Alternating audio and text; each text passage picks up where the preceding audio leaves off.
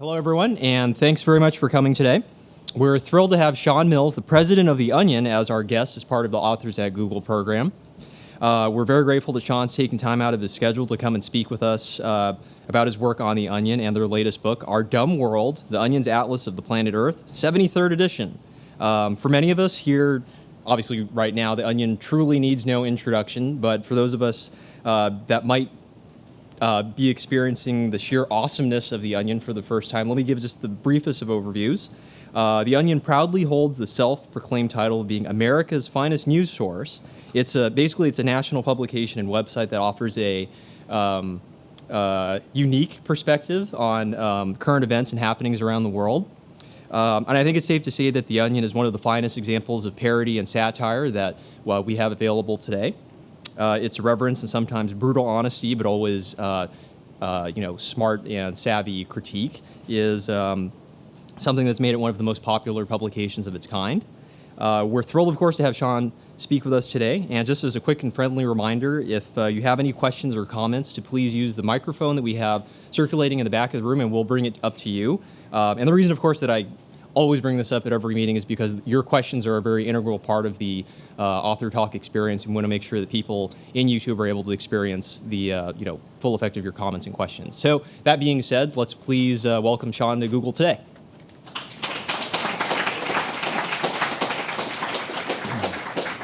Thank you guys very much for coming. Thank you for having me. I'm going to give you guys an overview of the Onion media empire today, a view from the top.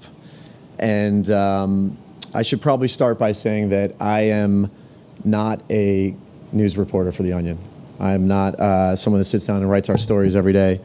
I do a lot of things as president, but I do not do that. I do make sure that we speak truth to power every day. We take that responsibility very seriously. I do make sure that we rock the halls of justice, but I don't do that. And I do drink on the job, but that's part of why you work at The Onion. So the view from the top of the Onion media empire, sorry about that. Legally required to have Rupert Murdoch in there. We have a newspaper and a website, but we're so much more than that. News bureaus in 412 countries. Magazines, I'll be showing you some covers of magazines a little bit later. 14,800 radio channels worldwide. A 24-hour news network. We started showing clips from that in March. I'll show you a couple clips in a little while. Multinational intelligence agencies. We have a grocery store circular conglomerate. Sort of like Google as we've expanded. Upscale haberdasheries. And of course, newsboy orphanages for our distribution needs. The Onion was established in 1756. And this is the example of the first ever issue of The Onion. Friedrich Siegfried Zwiebel was our founder, and he named it the Mercantile Onion because those were the only two words of English that he knew. Here's T. Herman Zwiebel, editor-in-chief, 1896 to 2001.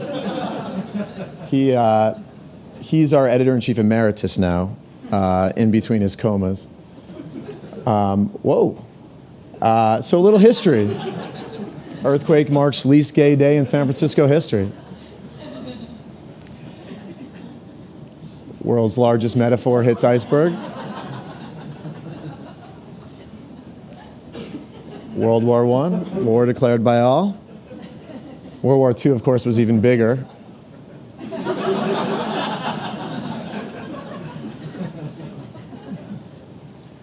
Whites invent rock and roll. Kennedy slain by CIA, Mafia, Castro, LBJ, Teamsters, and Freemasons. We're there for the tragedies. We're also there for the proud moments.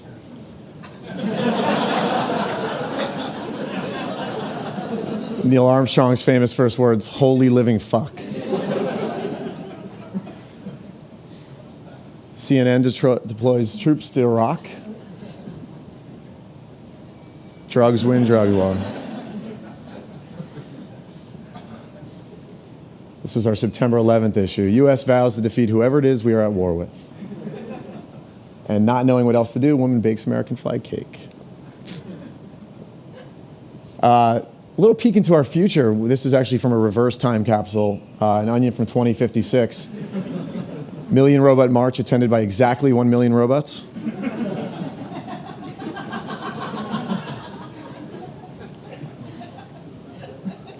That is our finest news source. I wanted to talk a little bit about how the Onion became and sort of show you why it is the most reliable, trusted, accurate, courageous, innovative, and widely known internet website that's available. And since I'm at Google, I figured you guys would want some proof of that. The news game is all about who gets there first. It's all about who scoops who. It's all about who has the most original take on a story. So we partnered with the Gallup organization to get some data here. We asked 10,000 people where they heard about the story, illegal Mexican wrestlers taking smackdowns American wrestlers don't want. 97% said The Onion. Just a little sliver for blogs. They were there, but cable news, network news, dinosaurs. That, of course, leads to, this is right from the U.S. Department of Integrity. We didn't touch this. New York Times, Washington Post, forget it. Traffic numbers we know can be a little funky, but here's page views. This is measured in trillions of readers, right from the Onion Labs guesstimate. Guesstimate. So a lot of really important influence comes from breaking those kind of stories, and so I just wanted to show a couple examples of stories where, again, we were there first, and we have a saying at The Onion, you know, don't say it if it's not true. So this is all factual. It's January 17th. Bush, our long national nightmare of peace and prosperity is finally over. Wasn't told 2 years later that the New York Times reported on the U.S. British troops push into Iraq. We were right on that one.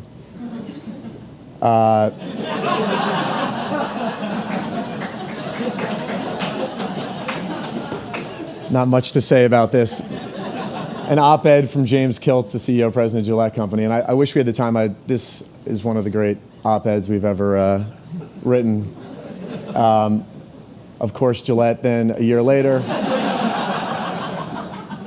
Slow NN reported a year later. They literally put blades on the back of the razor and aloe strips on the back. It's fairly ridiculous.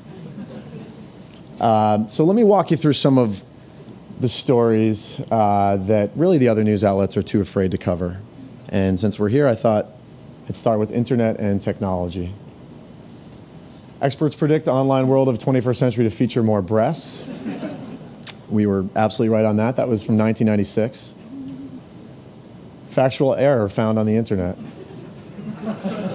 which was a shock to us because this is our primary source of information.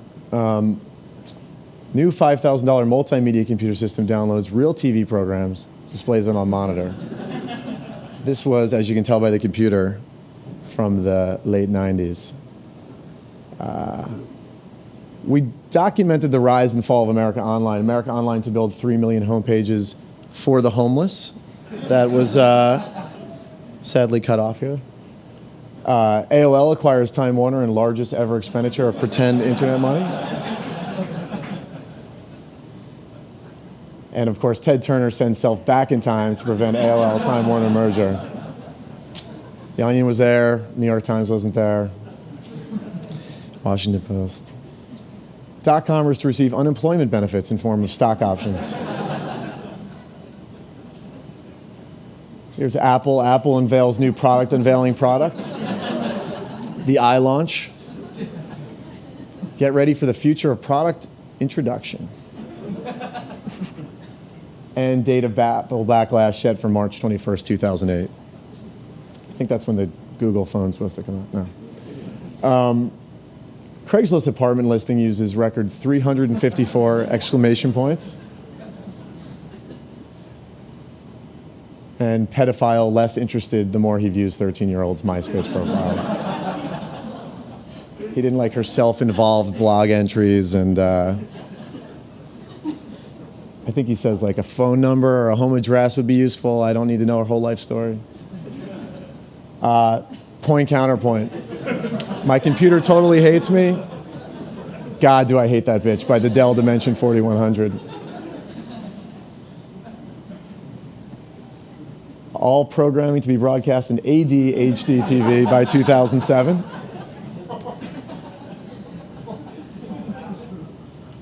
Activision reports sluggish sales for Sousaphone Hero. Some of the great photojournalism of The Onion. CIA asked Bush to discontinue blog. And 48-hour internet outage plunges nation into productivity. Of course, we're known for our political coverage as well. White House had prior knowledge of Cheney threat. August 2000 briefing warned Cheney determined to shoot old man in face. Democrats vow not to give up on hopelessness. We're bipartisan. Voice of God revealed to be Cheney on intercom.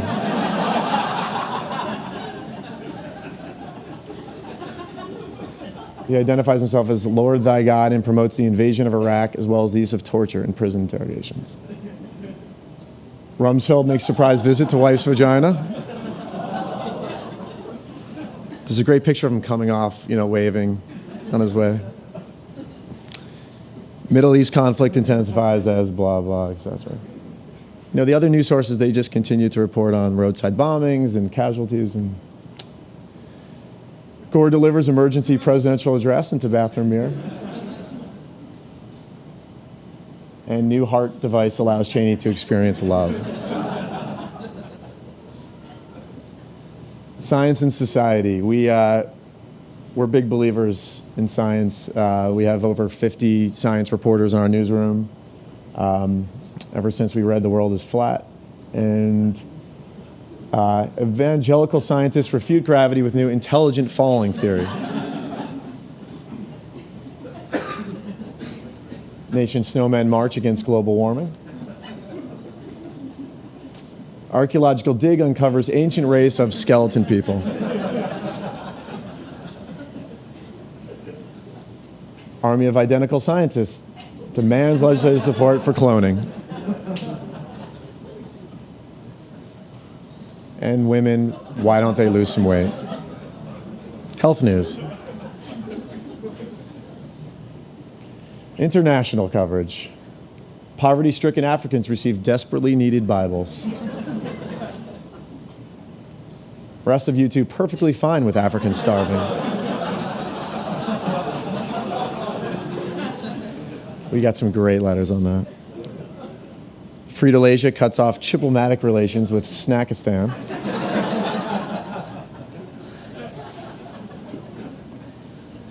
Just a quick touch on sports. We do a lot of sports coverage every week, but because it's the Bay Area, I figured I would talk about Barry Bonds, our special no shit report.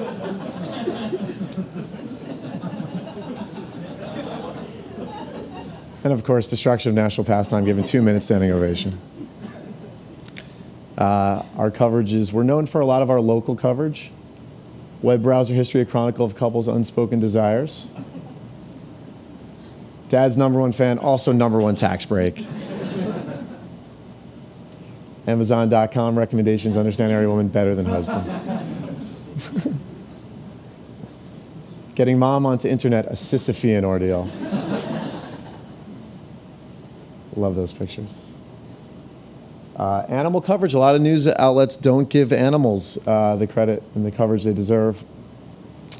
Super Monkey Collider loses funding.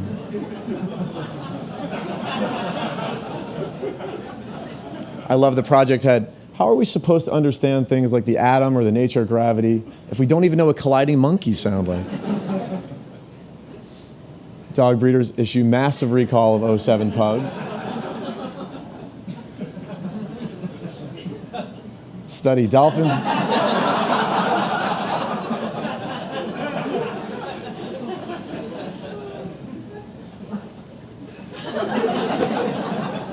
One of the great ones. Don't stare directly into its eyes. Some quick business news. Pizza Hut new pizza lovers pizza top with smaller pizzas. And even CEO can't figure out how Radio Shack's still in business. And I'm told this actually had an effect on their stock price. Seriously. Some entertainment news. John Goodman's mouth obviously full during Dunkin' Donuts voiceover. And, oop, that got cut off. I believe This American Life completes documentation of upper middle class white existence. The magazines I mentioned, we do a news magazine and a weekend magazine each weekend, so some covers from that. They try to teach my baby science. Chronicle every mother's greatest fear. The hidden Buddhist threat in our midst.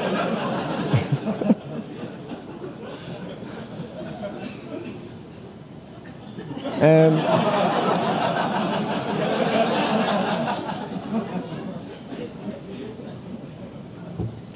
our fragile ecosystem, can it continue to turn a profit? And it's over between me and my baby, Britney Spears.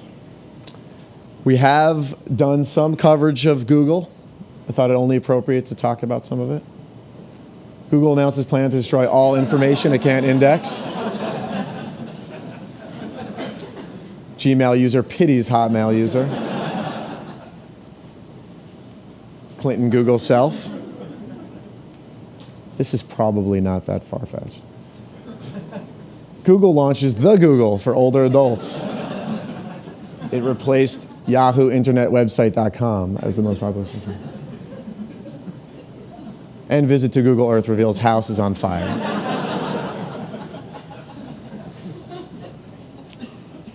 The Onion is not a Web 2.0 company. You've never tried to acquire us. We despise our users. And we have sort of a William Randolph Hearst philosophy of we have the truth, we're here to impose it on you. But we can't stop people from writing us letters. So I wanted to read a letter, and really there's no greater reward to the people that work at The Onion than getting letters from people that believe every single word we say. So this is a real letter. It's from James C. I'll protect his identity. Regarding your story, Sean Penn demands to know what asshole took Sean Penn at gmail.com. Can someone get a message to Mr. Penn that he isn't the sole beneficiary of that surname? He has no prior rights to an email address just because he thinks he is more important than Sean Penn, the mere mortal. I'm sure Mr. Penn does great work in promoting, this is a quote from the article, the devastation wreaked by false pretense, gross injustice, and misapplication of power. But the irony is this. He has just manifested that same false pretense, gross injustice, and misapplication of power he apparently finds so repugnant. Someone wrote us this email. By assuming the other Sean Penn is not a real person. Get a clue, Mr. Penn. The sun will still rise and set tomorrow with or without your assistance. Keep the letters coming. Google steps in to help the U.S. with the Google Navy. It's the Onion Radio News. This is Doyle Redland reporting. The parent company of the internet search engine Google has responded to pleas from a U.S. military stretched to its breaking point. Google's fleet of naval warships will report immediately to Annapolis, Maryland for deployment. CEO Eric Schmidt says it's a tech company's patriotic duty to aid the government in a time of need. Our ships are state-of-the-art, top of the line, and our men are well trained. They'll do the U.S. proud. President Bush is reportedly so pleased with the extra ships that he is immediately declaring war on the island nation of Sri Lanka. Doyle Redland for the Onion Radio News. So the Onion Radio News, every day there's new Onion Radio News on our website, and it's syndicated across radio stations across America. That's Doyle Redland, our wonderful anchor. And The Onion News Network. We started in March featuring clips from our 24-hour news network. And I wanted to show a couple videos right now, if I might, to give you an example of some of the hard-hitting news that we cover here. Let's do this one first.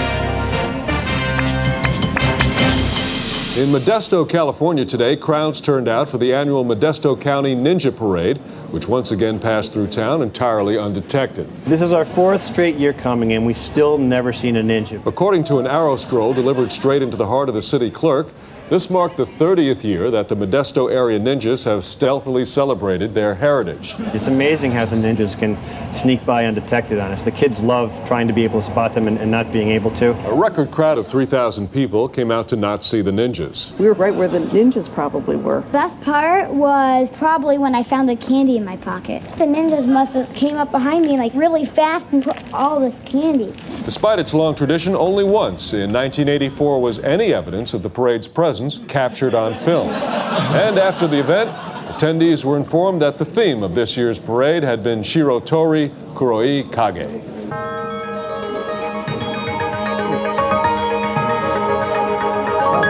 didn't know this was on here.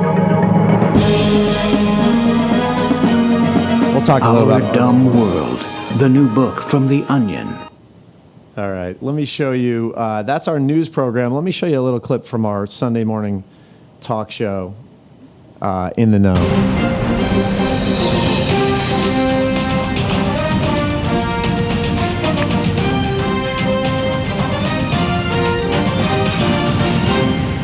I'm Juliana McCannis, filling in for Clifford Baines, whose autobiography is due today. With allegations of fraud surrounding the election of Umaru Yar'Adua in Nigeria, how do you think global petroleum markets are going to react, particularly considering their understandable wariness given the crumbling infrastructure and continuing civil strife in the Niger Delta?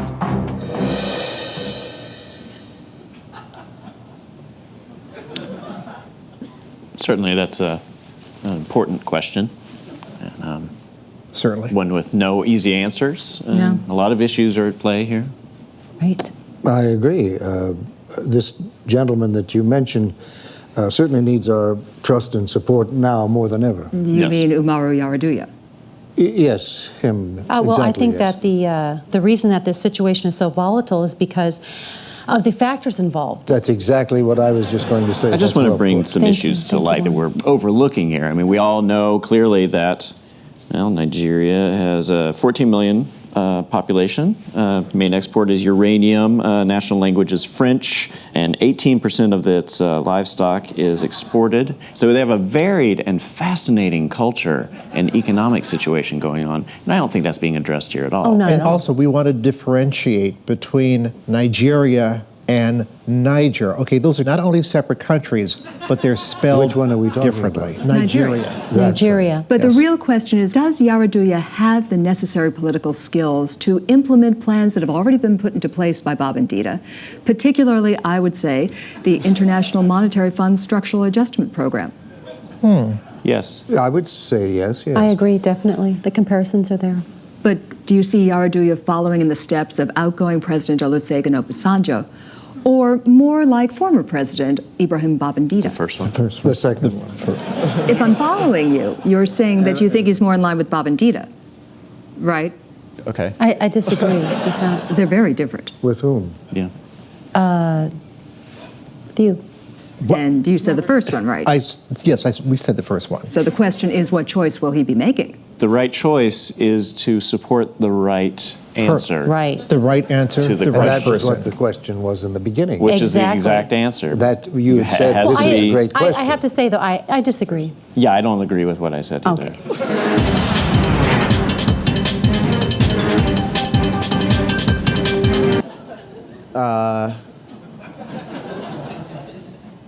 Hard-hitting news. I can show. Do we have time for one more? We have a morning show that we just launched.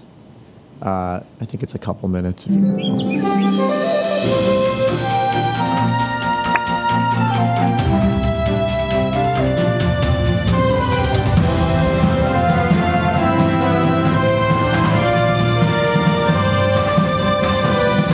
Listen, continuing on with our week of medical miracles, today we're joined by a man who was told by doctors he only had a few months to live. But he was given a second chance at life last month thanks to a heart transplant from a dead man. Welcome, Dave. So, Dave, start us off by telling us what your condition was that made it so critical that you take the heart from a dead man. Well, I contracted cardiomyopathy. The only hope for people that have that is for a transplant. Well, fortunately for you, you got that transplant after Greg Halton, a father of 6, was tragically struck down in a car accident. Luckily, Greg didn't die in that accident right away. Right. He hung on to that slender reed of life long enough that he could make it to the hospital and they could cut that heart out of his chest and you could have it. Did you know Greg, by the way, in life? No, I didn't. Oh, that's too bad because by all accounts, he was one of the most remarkable human beings that ever lived. Greg was very active in raising money for children with MS. Do you do any charity work? Well, I give my daughter canned goods for her school's annual food drive. Well, has it changed you in any way? I mean, within your body beats the heart of this magnanimous, wonderful human being. To be honest, I don't think of it as Greg's heart. Well, I guess to you it could be just any dead guy's heart. Just what's important is that you get to get up out of bed and go on with your life. No, it's not that. I mean, I'm very grateful for the donation. I would have liked to have thanked him, but... Yeah. Sure. Well, you may not be able to thank Greg in person, but you can thank those close to him because joining us via satellite is Megan Halton, the dead man's widow. Megan, are you there? Yes. Hello. Those are the eyes of the woman who loved the heart that beats in your chest right now. This must be almost a magical moment for the two of you. Do you have anything to say to this grieving widow after you've taken her dead husband's heart and had it installed in your own chest? Thank you. I'm very, very grateful. You're leaving something out there, Dave. For the heart. Yeah, for the heart. For your dead husband's heart.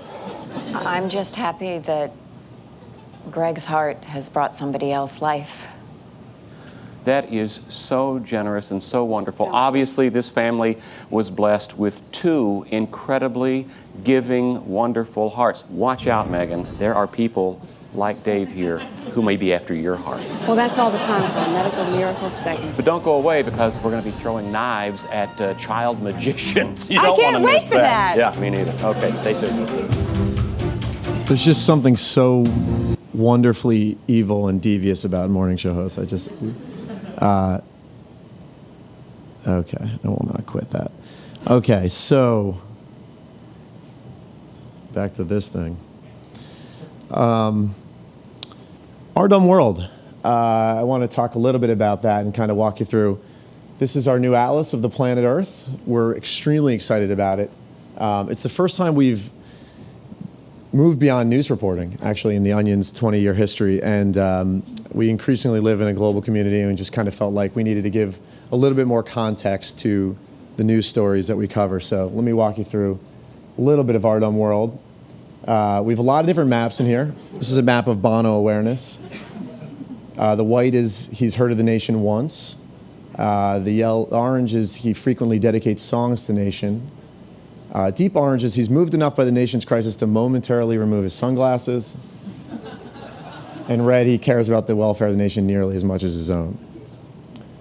Distribution of wealth maps. White is, did someone say something about distributing wealth? Middle is makes roughly as much as Kevin Garnett does in a year. And finally, the deep green is are the United States. North America, the land of opportunism. The United States was founded in 1776 on the principles of life, liberty, and the reckless pursuit of happiness at any cost, even life and liberty. The Northeast, led by New Jersey, demanding people shove it up their asses since 1832. And the South, where the mistakes of the past come alive. The Midwest, America's pit stop, located conveniently between where you are and where you are going. The West, featuring Texas, where everything sucks just a little bit bigger.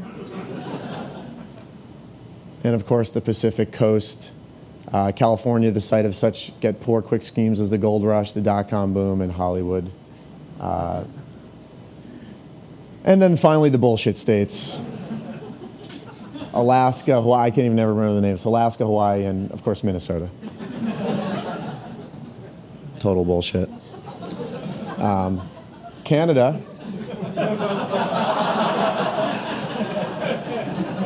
Always will be living our shadow, never be as great as the US as long as it burdens its citizens with universal health care and refuses to drill for oil and federally protected wetlands, and finally neglects its duty to blindly support unilateral invasions of Middle Eastern states. South America, Peru, always with the goddamn pan flutes. Chile, preventing Argentina from enjoying the Pacific Ocean since 1818.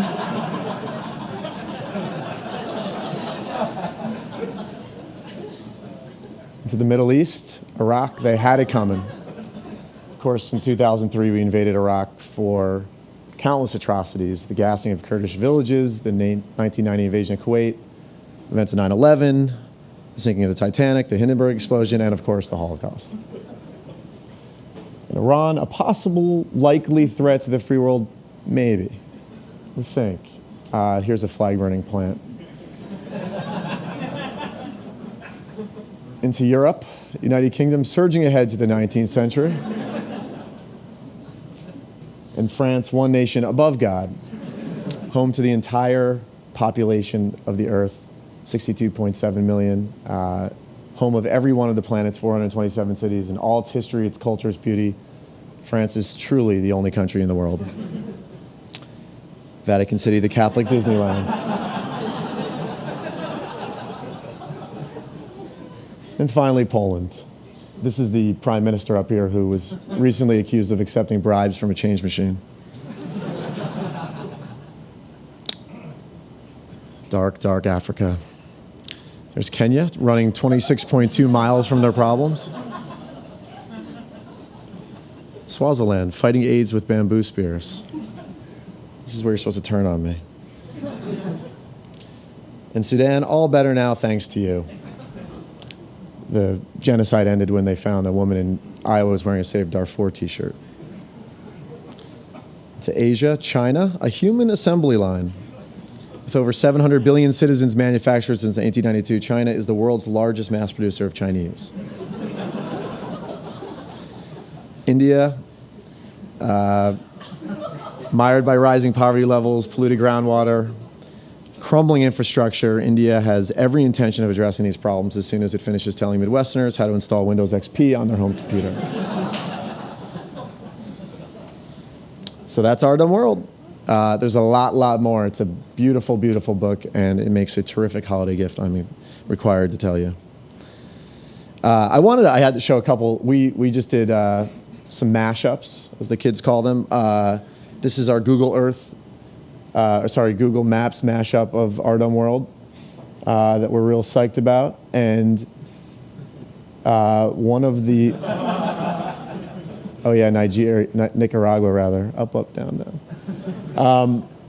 Blog just said, Onion's Our Dumb World, best use of Google Maps yet. This is my plea to any map people to help us promote. We're really excited about this.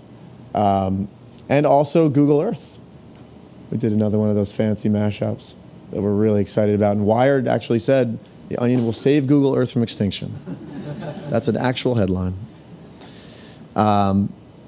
So that is my presentation. I wanted to just end with one quick thing, which is we're launching in January a dedicated section for our election 2008 coverage called War for the White House. So I just wanted to show a quick peek into what to expect from that coverage. And it's a video.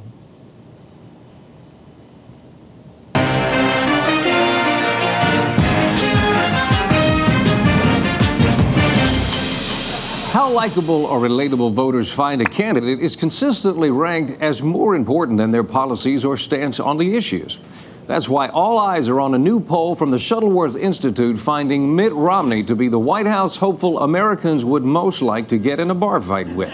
Joining us to talk about the poll is Professor of Media and Politics at American University, Robert Haig. So you're saying that Americans don't just want a candidate who has policies they agree with. They also want someone they could see throwing a punch at down at their local bar? Exactly. A voter wants a regular guy. The kind of guy that's just going to get really drunk, sneak up behind someone else with a 2x4 and knock him out cold. And as we see in this poll, Romney has clearly presented himself as that candidate. Now, why do you think he stands out so much more than the other candidates on this issue? Why? Well, I think he appears friendly and approachable enough for you to sneak up behind, but strong and decisive enough to fight back when you try to break a beer bottle over his head. Robert, we've seen these kinds of polls in past elections. There was the famous one in 2004 that showed more people would rather get kneed in the kidneys by Bush than Kerry. What effect did that have? Bush seemed like the kind of guy that you could see getting hammered at the other end of the bar and wind up pushing you down a flight of stairs later that same night.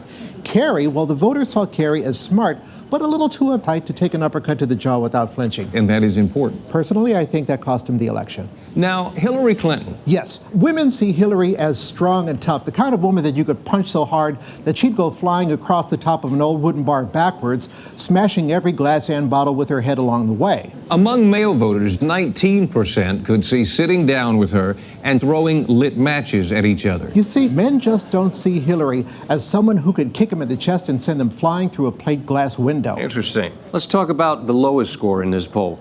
That went to John Edwards. Why is that? Well, you know, what's really interesting, in a separate poll, we found out that a lot of voters would like to kick the shit out of John Edwards, just not in a barroom setting. They would rather jump him on the street outside his house, preferably in the dark. So we cannot discount him in that race because clearly he is still on the voters' minds. Well, I guess we will have to just wait and see what happens in November. Thanks for being with us, Robert. It's always a pleasure. Thank you.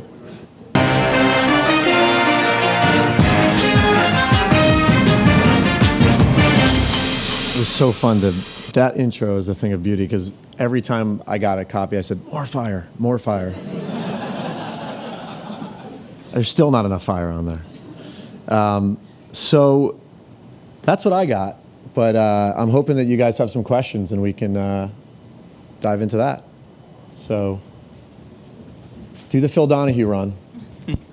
Hi. I always wondered where you get the photos of all these people in these articles from. And then once I remember there was a really smug-looking groom and a blonde woman next to him. And it must have been a stock photo because it showed up on a pack of Epson paperwork. They had used it as their cover photo. And so in general, where do you find these people? We find a lot of the people, a lot of people are friends and work at The Onion and but we pull people off the street, and we have great graphics editors and photographers, and they find the right folks. And you have to be careful if you're ever submitting to a stock photo. And a lot of people always say, like, I want to be in The Onion, take my picture, use it in The Onion. And I'm always like, just be careful what you wish for, you know? Like, I know there was a girl that once gave us her picture, and she was begging and begging. I think she did an op-ed that was, why am I the one who always gets gonorrhea? She might have asked too many times. So you got to be careful. Anybody else?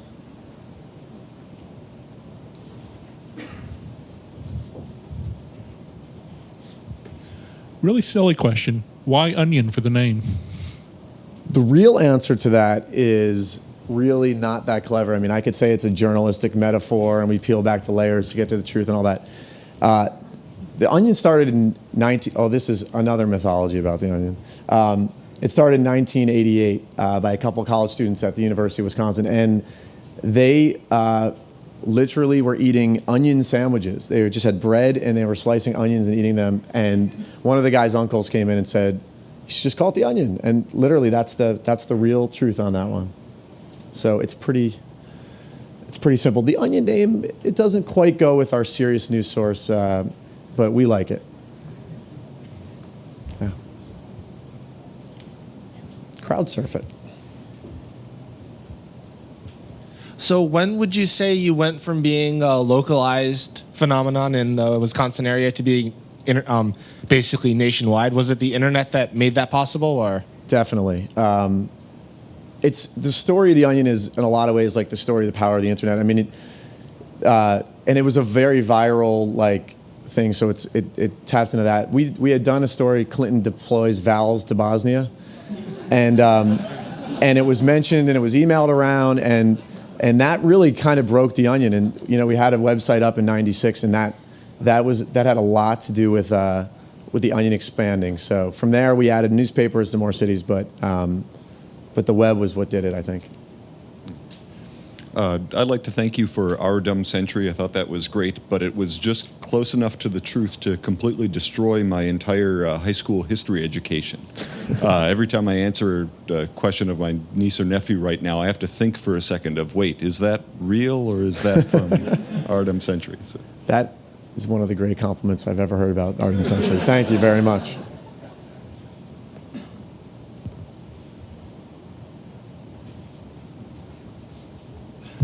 Thank you for coming.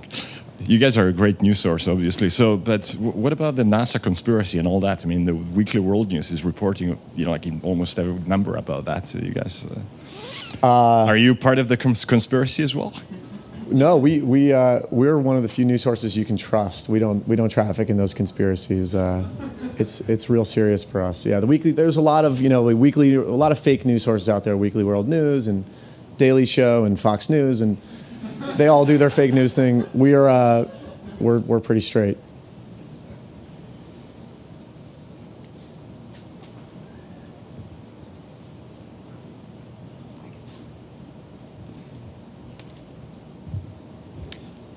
So I read somewhere that there are some headlines that the Onion will not print. So after September 11th, America stronger than ever, says Quadragon official. Can you give any examples of headlines you can't print or taboos that you're still afraid to touch? There is no such thing. The Onion the Onion does what the Onion does. So if it's within that realm, there's no sacred cows. Certainly, the September 11th issue was sensitive, and people were extremely nervous about it. But it's funny. Even looking back, it doesn't seem like we would have had to been, but it was a different time. No, there's no line. There's no line we won't cross. Sometimes the funniest things are we'll go anywhere. We really will. I'm trying to think of something we wouldn't touch, and I can't come up with it. We don't go after victims usually. I mean, sometimes people will write into the Onion and they'll be offended by a particular story.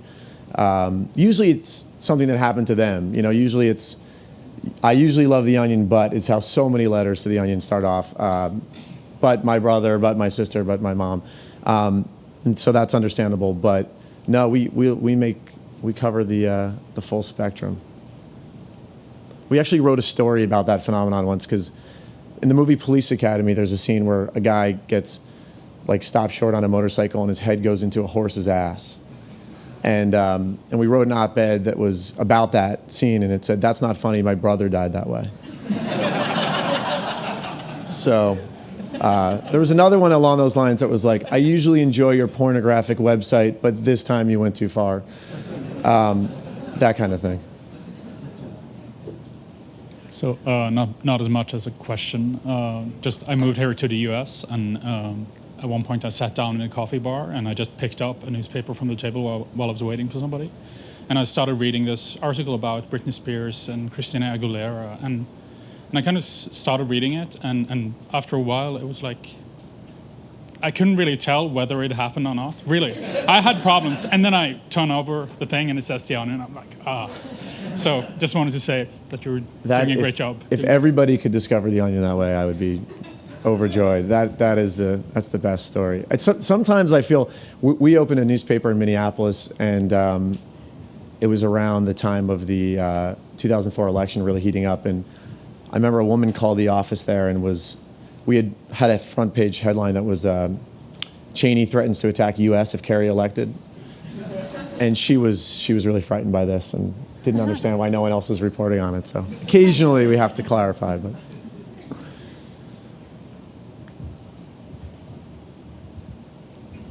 How do you guys decide when it's time to retire a columnist or a running feature, or move them to color instead of black and white and we lose our favorite faces? Yeah, it's a good question. You hope to, the columnist can go for a long time. We recently had, we have Herbert Kornfeld, one of our longtime columnists, is deceased. Mourn you till I join you. So it's tough, but hopefully sometimes the columnists do need to retire, and hopefully it happens before people are ready for it to happen. So you kind of want to leave everybody wanting a little bit more. Hello, thank you for coming. I'm interested in knowing the relative popularity of the news publishing, the articles versus the audio and the video that you're just growing into. Have you been seeing a lot of people consuming those media? Yeah, I love in 2006 and really happened before that, but like podcasting was, audio got hot, which is great. So the Onion Radio News, which has always been popular as a syndicated radio thing, really kind of surged in popularity because suddenly people realized that audio was cutting edge. And we, in 2006, we were the #1 podcast on iTunes, which was great. And so the Onion Radio News does good. The text is still a lot more popular in terms of total readers, but it has a huge listenership. And video has just been going like this. So we don't know yet just how popular, but we have consistently, I think we average like 1.2, 1.3 million views a week on our videos. And it's just been growing rapidly. I mean, next year this time it should be significantly higher. So the trend in video is really aggressive and really everything. But yeah, I mean, at the end of the day, most people come to the website, and the stories, video and the stories, the top stories sort of compete with each other each week now, which is a new thing for us. Just wondering your business model and how you guys stay afloat. We obviously want you to really stay afloat, and how we can help out with that. But just what's your business model overall? I have a feeling a lot of people in this room could really help out with that. I hear there's a lot of people that could. If you can alter your algorithm just a little bit to, we come up as the #1 result for the word "the," which is a huge source of pride amongst the writers. It's true. And White House is #2. I mean, that is just no end of joy. But we're way too low for things like large-breasted women and things like that. Our business model is that we're mainly ad supported. I mean, we're 95% ad supported, and we do books and things like that. And just read The Onion and tell your friends about it. That's the most I could ever ask. But yeah, it's advertising primarily, online and print. We sell some mugs too. So why is the Onion AV Club somewhat more serious, I guess? Why is it less humor and more actually reviewing things that really exist? What a novel concept for a website.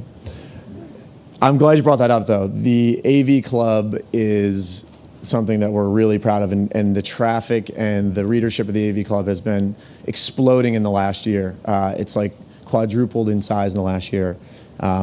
There's a lively community there. And yeah, it started off different. I mean, the Onion started off as a newspaper, and the first section is comedy. The second section is the AV Club, which is really smart pop culture coverage. And the third section is localized content. And we're actually going to be launching a new brand next year that's going to be our sort of local web. So bringing that third section to life on the internet, which we haven't done yet. So why is it serious? I guess it's just different. But yeah, it's great. I love it. I, of course, love it.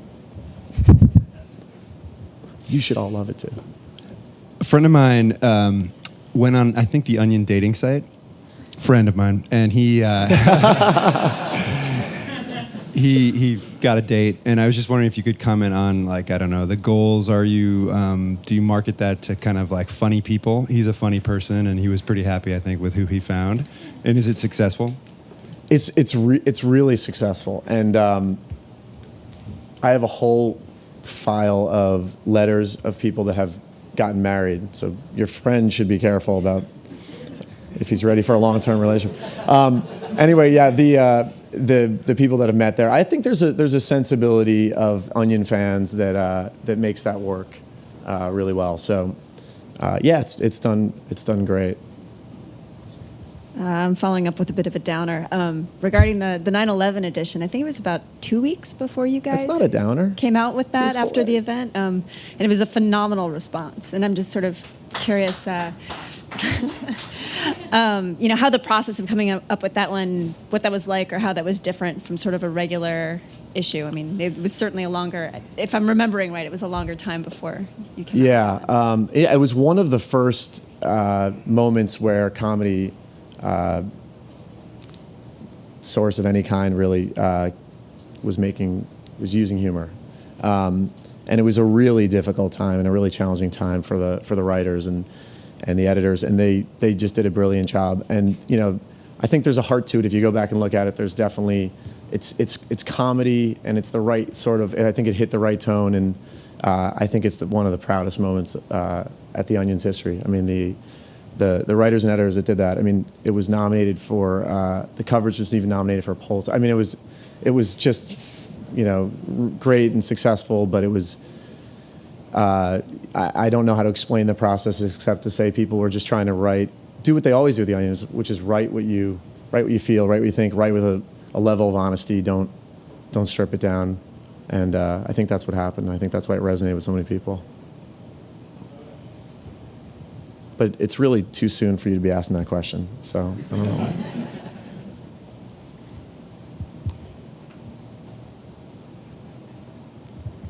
So I'm going to ask another question. A couple years after The Onion made it big, shows like The Daily Show and later on Colbert Report made it big, and nowadays one might argue that they're bigger than The Onion, although that might be just a factor of them being on TV and you're not on cable TV at least. So to what extent do you feel responsible, or do you take credit for their success, and do you all have a rivalry of some sort, whether healthy or not, or...